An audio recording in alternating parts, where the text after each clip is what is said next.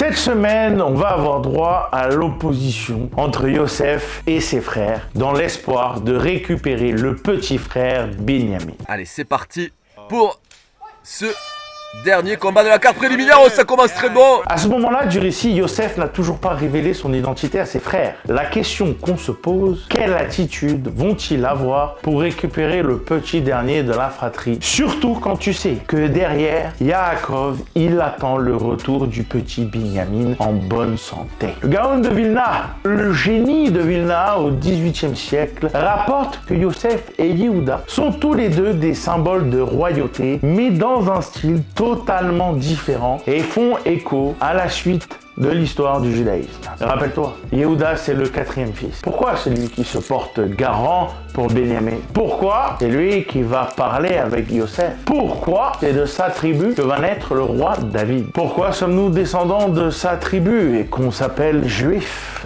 Hasard? Eh ben non. Bonjour à toutes et à tous. Aujourd'hui, on va voir ensemble la paracha de Vaïgash. Alors, il s'approcha. Avant de regarder plus en détail, tu sais que la vidéo est en intégralité sur YouTube. Donc, clique sur le lien dans la bio. On ne perd pas une seconde de plus. Générique.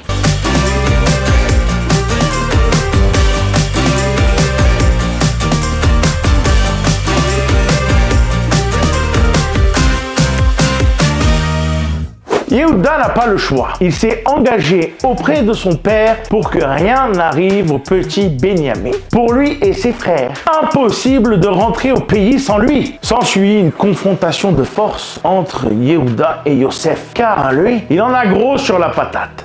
Je vais tuer chacun d'entre vous. Non, pas du tout. Yosef, il va pleurer toutes les larmes de son corps et avouer qu'il s'agit de leur frère. Et là, les 11, ils vont pleurer, Binyamin aussi, et puis tout le monde aussi.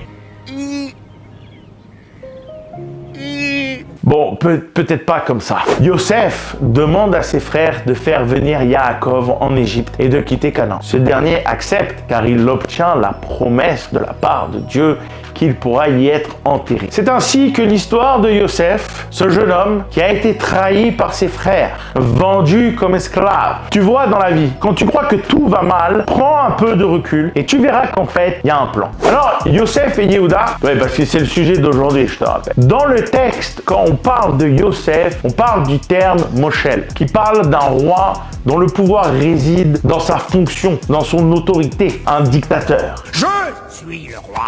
Oui, Majesté, vous êtes le roi, Et pour Yehuda, on va faire référence au terme de Melech, le roi qu'on accepte, qu'on choisit comme celui qui règne. Le devoir d'un monarque va au-delà de sa volonté d'agir. Non, c'est vrai?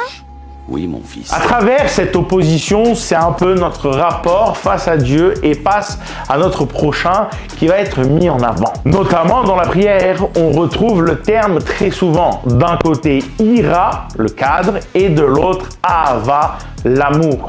Le rapport,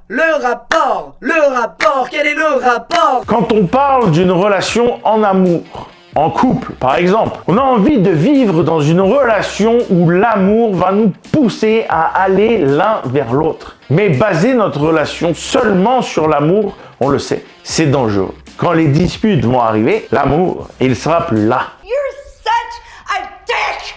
Every day I wake up and I hope you're dead! Et c'est la raison qui va permettre au couple de se préserver. La raison, c'est le cadre. Le +4 sur le +4, ce n'est pas possible. Il y a un équilibre, tiens donc, à trouver, encore, entre passion et raison. Dans ton travail, tes études, ta relation avec les gens, avec Dieu. Ok, tu cherches dans ta relation à Dieu de le faire par envie, par amour. Mais c'est la raison, les règles, le cadre qui vont te permettre de maintenir cette relation. Et dans l'histoire, on aura régulièrement cette opposition. On l'a avec Yosef et Yehuda. Mais plus tard, au moment de choisir un roi en Israël, on aura Saül de la tribu de Binyamin, puis David de la tribu de Yehuda. Alors, il faut voir les choses ainsi dans notre vie. Créer les contours, le cadre, les règles, et ensuite s'épanouir dans l'amour, la passion. Le rapport,